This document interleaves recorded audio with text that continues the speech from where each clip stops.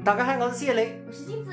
今天给小小刘买的第一批东西到了。吞金兽虽然还没有生下来，不过它的吞金能力确实很强。这些东西都是镜子挑的，看看都来了些什么。怎么这么多东西啊？镜子啊，你老实交代，你是不是把小孩到5岁的东西都买齐了？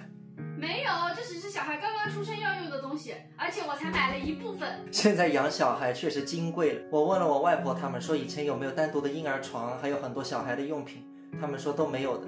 小孩生出来就是跟大人睡在一个床上的，但是现在一个婴儿床也要好几千。这里也再次感谢之前一位粉丝送了我一个婴儿床，帮我们省下不少。就是这个床，真不错。现在来开箱吧，看看。我先开一个，看看你究竟买了些啥。这是什么？这个是包被，就是洗完澡包着的那个东西。对，你看它还戴个小帽子。这个是隔尿垫，应该是。隔尿垫是什么东西啊？就是你给它换尿布的时候，把它铺在这儿，它这个尿就不会弄到床单上。这个可以洗的。哦，还有隔尿垫，这对，完全不懂，完全不懂。其实我想换的时候小心一点嘛，也不需要什么隔尿垫。这是什么？婴儿用的肥皂。对的，它不能用大人用的。那肯定不能啊。这是我用的一次性内裤。为什么要买一次性内裤？因为在医院里面不方便啊。哦，对，你讲。看这个盒子又是什么？朋友们，从来没有一次拆快递是这么爽，这么多快递。这个是脸盆啊，是吧？对，我买了3个盆，一个脸盆，一个洗屁股，然后它是折叠的，你看到没有？这样就很好收纳。哦，你打米孔。哎，打米孔、打屁孔、打脚谁也分开的哇。这个是重头戏奶瓶。啊，对吧？对。朋友们，这个婴儿的奶瓶是真不便宜，都要200-300的，还奶嘴也蛮贵的。这个是晾奶瓶的。婴儿的晾衣架是吧？不是晾奶瓶的，这个是带个奶瓶夹。奶瓶还要晾？对啊，我没有买消毒器，所以说我准备就是到时候热水泡了之后晒一晒。对，要把它晾干了，它里面不能有水分的。这个是抚触油。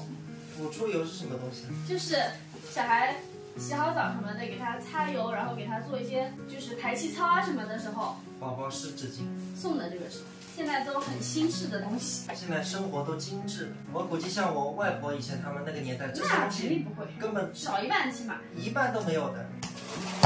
这个是什么？婴儿山茶油护臀霜。对，为了防止他红屁屁的。这个呢，这个是爽身水。这个怎么又是一个奶瓶啊？这个是等他6个月之后用的。你这个可以到时候慢慢买的，你已经把6个月之后的买好。婴儿湿巾纸。真的送的是蛮多的啊，尿不湿。这个又是奶嘴，这是什么东西啊？手持电风扇啊？这是你买的吧？我没有买过手持电风扇啊，这个好像不是我们的快递啊。这是我们的快递啊，它上面地址是我们的。但是我没有买过。你看这个电话号码还是你的呢？我没有买过手持电风扇，我知道这大概是商家让我要带的货，到时候再说吧。这个又是什么？应该是小孩的衣服吧？这个是衣架。晾衣架，那这个是他的衣服还是浴巾？差不多类似的。洗浴沐浴露。这个就是比较大，很明显，浴盆对吧？对的。小孩的浴盆。